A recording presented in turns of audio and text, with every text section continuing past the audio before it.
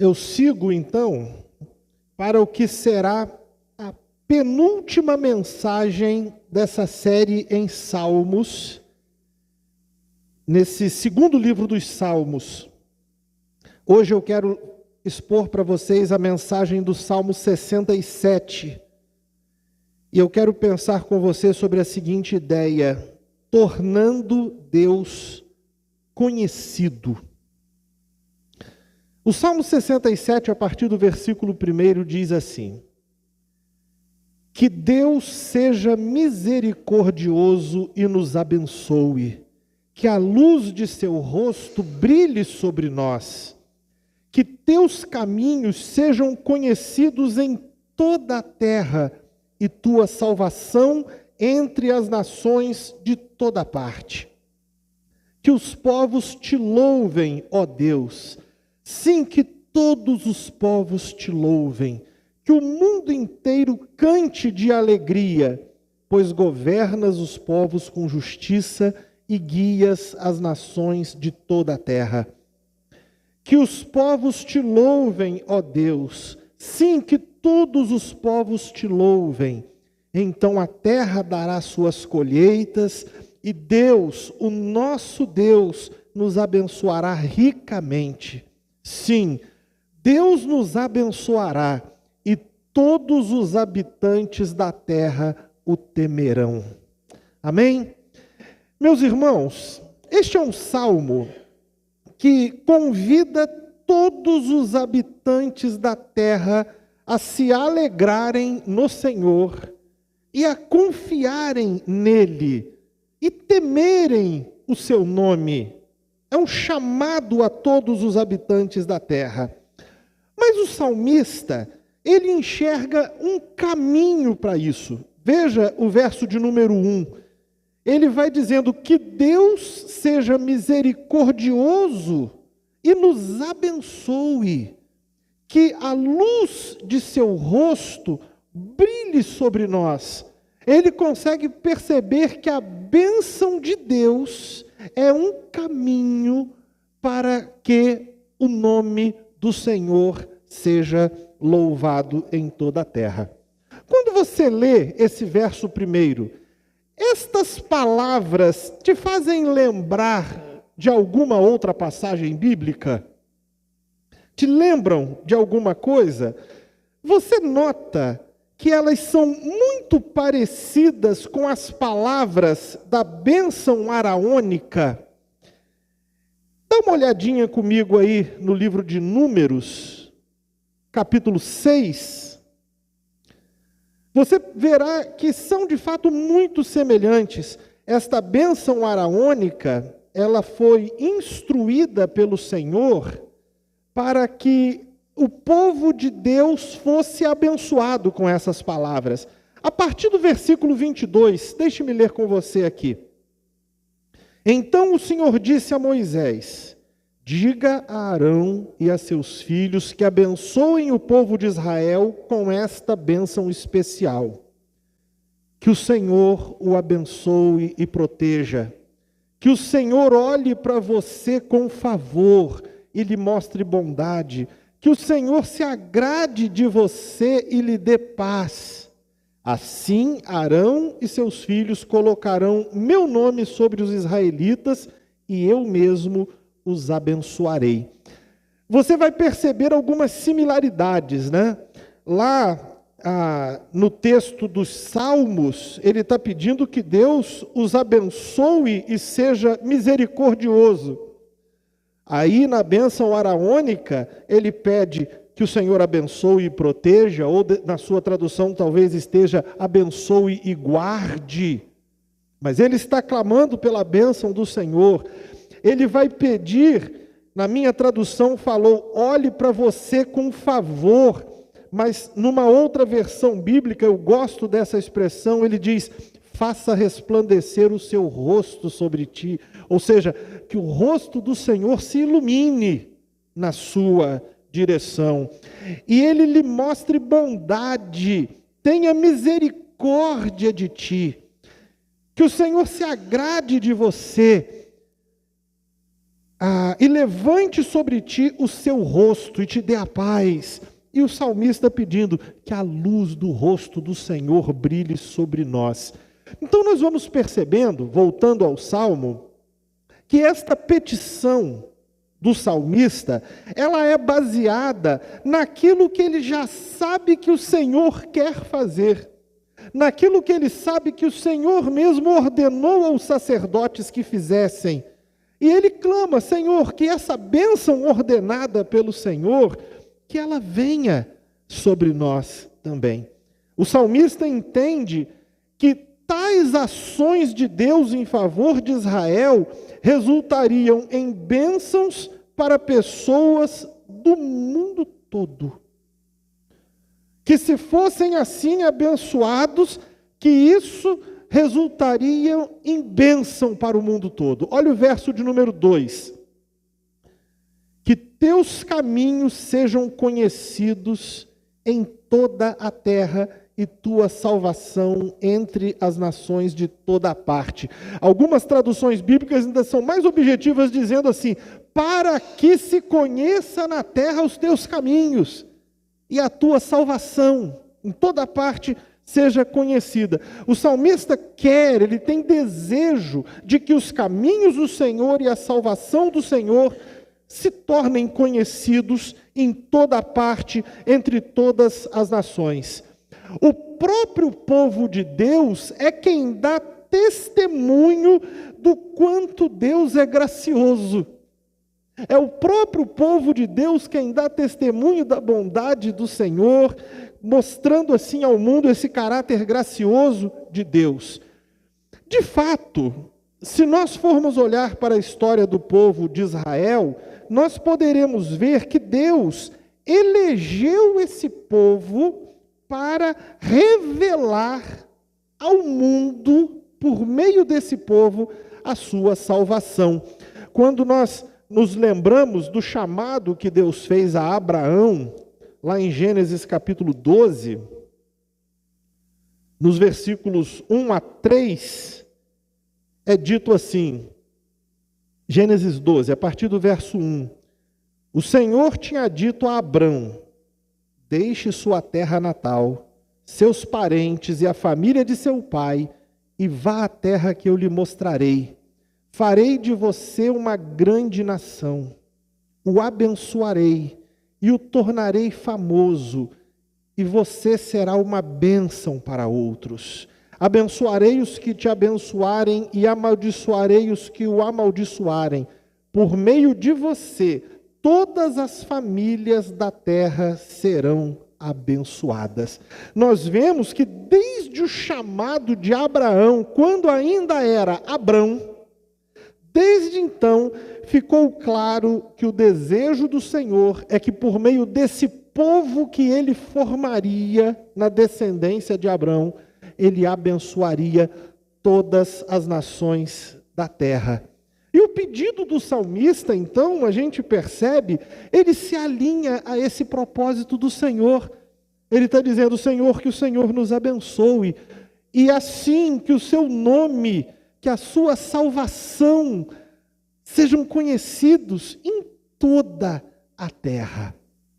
E é interessante nós observarmos que esse bastão, ele foi transferido para a igreja pelo Senhor Jesus, quando ele disse aos discípulos ali: vão pelo mundo todo, preguem o evangelho a toda criatura. Vão pelo mundo todo. O povo de Deus sempre será responsável por tornar conhecido os caminhos e a salvação do Senhor. É nossa missão. É a missão do povo de Deus. E o salmista então percebe que os atos graciosos de Deus dão oportunidade para testemunharmos a respeito dele.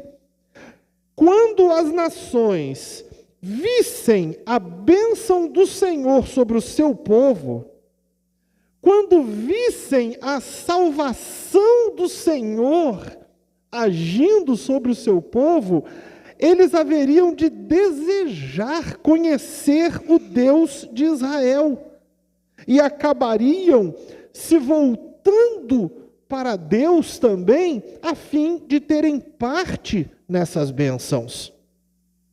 O salmista chega a considerar, no Salmo 67, versos 3 e 4, ele chega a considerar que todos deveriam ter esse impulso de louvar ao Senhor, todos os povos, todas as nações. Por quê? Porque bênçãos também foram derramadas sobre eles. É interessante você observar que ele vai dizer aqui, no versículo de número 4, que o Senhor governa os povos com justiça. Ele governa os povos com justiça. Quando nós olhamos, por exemplo, para o fato de que os olhos do Senhor sempre estiveram voltados, então, para as demais nações, a gente vai perceber uma coisa interessante. Ele guia essas nações como um pastor e ele governa com justiça cada uma delas também. É muito interessante nós percebermos isso. Quando nós vamos enxergar a obra do Senhor Jesus, Paulo, escrevendo aos Colossenses, lá no capítulo 3, versículo 11, Paulo vai dizer que em Cristo as questões étnicas não têm importância alguma. Ele vai dizer, não importa se você é judeu, se não é judeu, se é gentio, se é estrangeiro. O que importa é que Cristo vive em todos vocês. O Senhor tinha esse olhar. Deus sempre esteve presente na vida dos povos de alguma maneira. O apóstolo Paulo mesmo pregando lá em Atenas, no capítulo 17 do livro de Atos, Atos 17, versículos 26 e 27, ele vai dizer ali na sua pregação o seguinte, ele vai dizer que o Senhor, de um só homem, criou todas as nações, todas, e ele estabeleceu os tempos em que eles se estabeleceriam em cada lugar. E é interessante que ele vai dizer, olha o verso de número 27, que ele faz isso para que as nações pudessem buscá-lo. E ainda que tateando, pudessem encontrá-los. Ou seja, Deus sempre teve um interesse ativo, não só sobre o povo de Israel, mas sobre todas as nações também. Apesar de ter se revelado de uma forma especial sobre o povo de Israel, para que o povo de Israel pudesse ser testemunha da sua justiça, dos seus caminhos e da sua salvação entre os povos. Esta adoração das nações a Deus, ela se dará, se não agora, no reino de Deus. Quando nós vemos lá, por exemplo, em Apocalipse capítulo 5, versículo 9, ele vai dizer que o Cordeiro está sendo louvado ali, exatamente por quê? Porque comprou com o seu sangue, comprou para Deus pessoas de toda tribo, língua, povo e nação. Depois no capítulo 7, versículo 9 também, João, ele vê uma multidão grande demais para ser contada, de todas as nações, povos e línguas, em pé diante do trono do Cordeiro, vestidos de branco. Gente salva de todos os lugares. Essa adoração das nações ao Senhor, se não aqui, lá não resta dúvida, no reino do Senhor se dará. E o salmista volta a repetir no versículo 5, então, a convocação que ele fez no versículo 3, que os povos te louvem, ó Deus. Sim, que todos os povos te louvem. Preste atenção no verso 6, porque assim a terra dará suas colheitas, e Deus, o nosso Deus, nos abençoará ricamente. É interessante que o salmista começa a perceber algo aí. Ele chama as nações a uma aliança com Deus. E ele diz: e quando esta aliança com Deus acontecer, todas as nações serão abençoadas. O que ele provavelmente tinha em mente nessa hora? Ele pensava com base naquelas promessas que Deus fizera quanto à aliança e a fidelidade à aliança com o Senhor, lá em Levítico capítulo 26, versículos 3 a 5.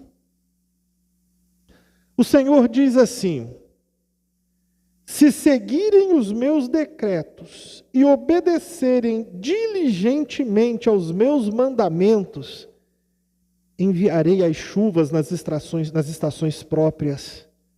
A terra dará suas colheitas e as árvores do campo produzirão seus frutos. A época de debulhar cereais se estenderá até o início da colheita de uvas, e a colheita de uvas até o início do plantio dos cereais. Vocês comerão até se saciarem e viverão em segurança em sua terra. Se vocês forem fiéis, Deus abençoará vocês. E aí o salmista está dizendo, então aqui ele diz que todos os povos te louvem. Porque quando toda a terra louvar ao Senhor, todos poderão provar também as bênçãos decorrentes da fidelidade à aliança. É o anseio do salmista aqui. Na medida em que os povos conheçam a salvação de Deus e se voltem para Ele em louvor, eles compartilharão das bênçãos divinas sobre o povo de Israel. É um chamado para que esses povos possam, então, conhecer o Senhor. E o salmista, no versículo final, então, do Salmo, ele conclui assim: sim, Deus nos abençoará e todos os habitantes da terra o temerão. Nós devemos pensar, ele entendia dessa forma, mas a bênção do Senhor inspira sentimentos de temor no coração. Temor, vocês me entendem, não de medo, mas de uma reverência à grandeza de Deus, do quanto Deus é bom. O profeta Jeremias, ele disse, lá no capítulo 33 do seu livro, ele vai falar sobre o que aconteceria quando Jerusalém fosse restaurada. 33, versículo 9. Ele diz assim: então, esta cidade me trará louvor, glória e honra diante de todas as nações da terra. Os povos do mundo verão todo o bem que faço por meu povo e tremerão de espanto diante da paz e da prosperidade que lhes dou. A percepção da bênção de Deus gera também temor a Deus, um santo respeito pelo Senhor.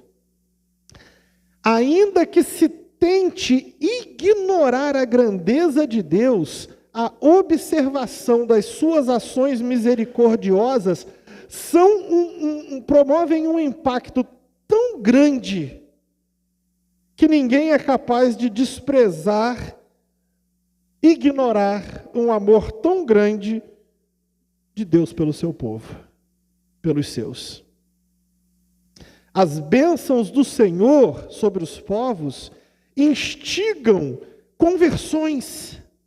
O salmista desejava que todos os habitantes da terra, diz ele aí no verso 7, todas as extremidades da terra, ou num fraseado mais familiar, todos os confins da terra conhecessem o Senhor e temessem o Senhor. Era o desejo dele.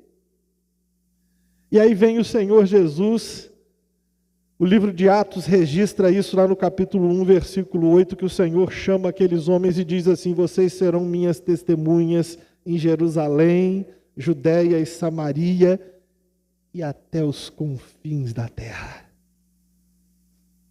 Porque o desejo do Senhor é que toda a terra venha a conhecê-lo e se renda a Ele. E é a igreja hoje quem clama para que os caminhos e a salvação do Senhor sejam conhecidos em toda parte. Que nós, então, tornemos Deus conhecido para que as pessoas o temam. Deixe-me fazer algumas breves aplicações aqui, 2 breves aplicações que quero fazer sobre isso. A primeira delas, para a qual eu chamo sua atenção, é a seguinte: é muito interessante pensar em como as bênçãos do Senhor não encontram um fim em si mesmas. Prestem atenção nisso. Vimos que foi assim com Abraão. O Senhor chama Abraão e diz assim: eu o abençoarei, e você será uma bênção. Percebe? A bênção não tem um fim em si mesma, mas o habilita para ser bênção. Ele diz assim: eu vou fazer de você uma grande nação. Eu vou abençoar quem abençoar você e amaldiçoar quem amaldiçoar você. Mas por meio de você serão benditas todas as nações da terra. Não tem um fim em si mesmos, em si mesmas. Foi o que o salmista percebeu. Ele percebia que as bênçãos de Deus criavam oportunidades para testemunhar acerca do Senhor. Guarda isso no seu coração. Nós somos abençoados para abençoar. Lá no Evangelho de Mateus, capítulo 5, Mateus capítulo 5, versículos 14 e 15, o Senhor Jesus está dizendo aos seus discípulos o seguinte: vocês são a luz do mundo. E aí ele vai dizer assim: é impossível esconder uma cidade construída no alto de um monte. Não faz sentido acender uma lâmpada e depois colocá-la sob um cesto. Pelo contrário, ela é colocada num pedestal de onde ilumina todos os que estão na casa. Ele diz assim: vocês são a luz. Eu estou produzindo essa luz em vocês. Mas isso não tem um fim em si mesmo. Não faz sentido você acender uma lâmpada e escondê-la debaixo de alguma coisa. Pelo contrário, você precisa que essa lâmpada esteja numa posição para iluminar a todos que estão no ambiente ali. O apóstolo Pedro, lá na 1 de Pedro, capítulo 2, versículo 9, ele vai falar uma série de posições ali, nossas, muito interessantes, e ele vai dizer: vocês são um povo escolhido, vocês são um reino de sacerdotes, nação santa, povo de propriedade exclusiva de Deus. Assim, vocês podem mostrar às pessoas como é admirável aquele que os chamou das trevas para a sua maravilhosa luz. Vocês recebem todas essas posições a fim de que anuncieis as grandezas daquele que vos chamou das trevas para a sua maravilhosa luz.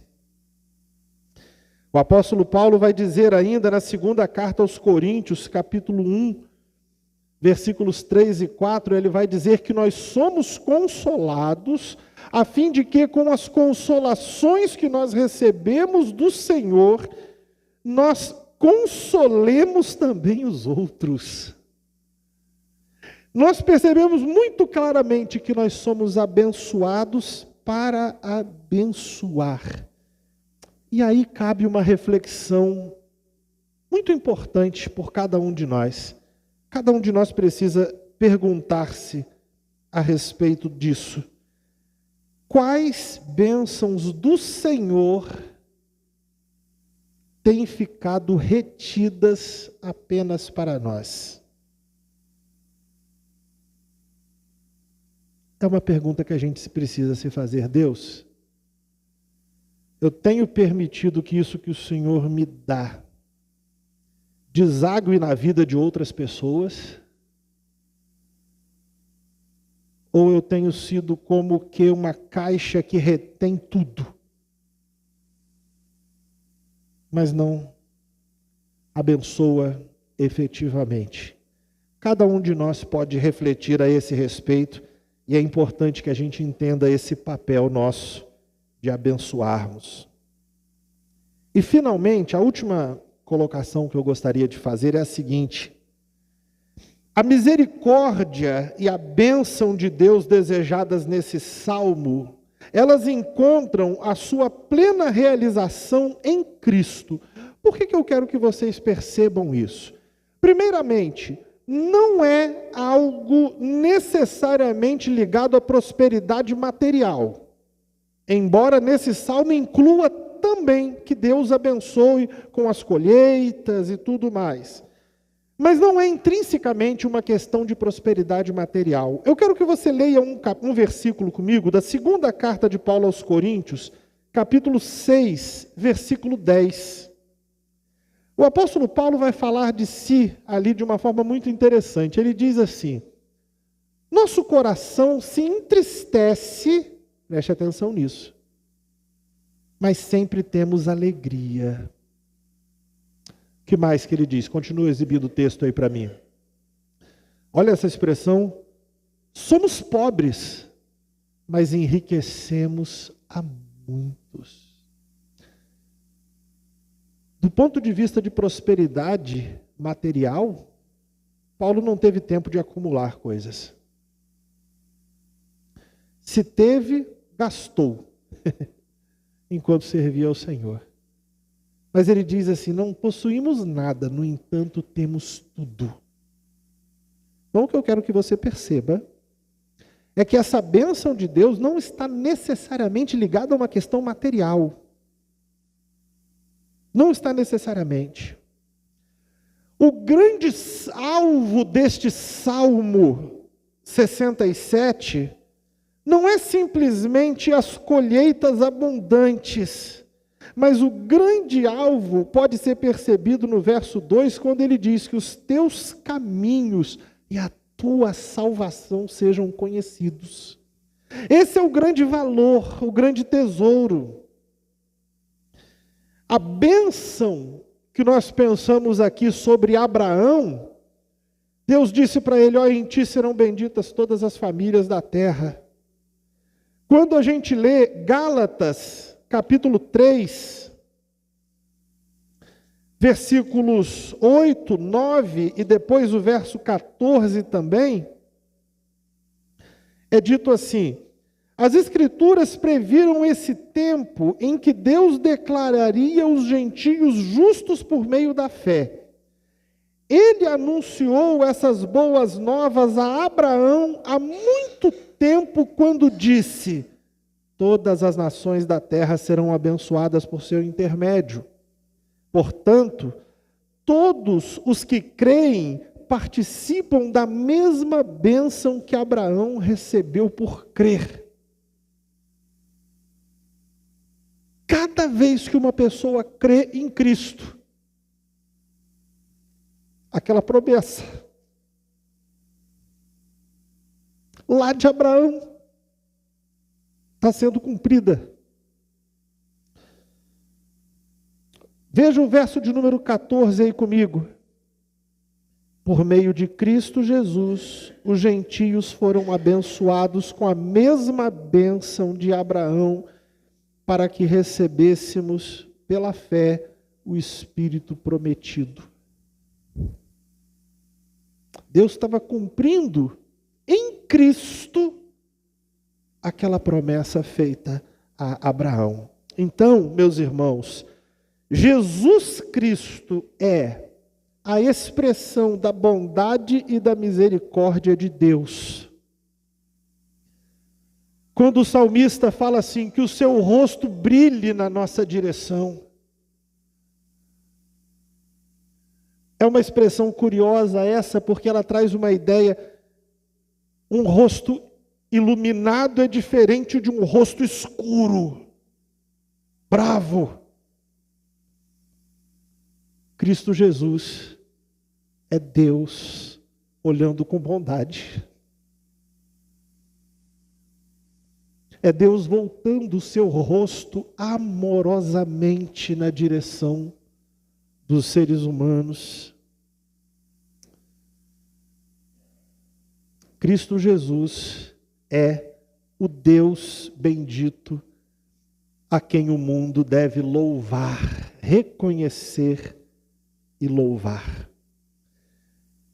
Que nós possamos dar testemunho da grandeza dele em todo o tempo. Fechem seus olhos comigo, vamos orar.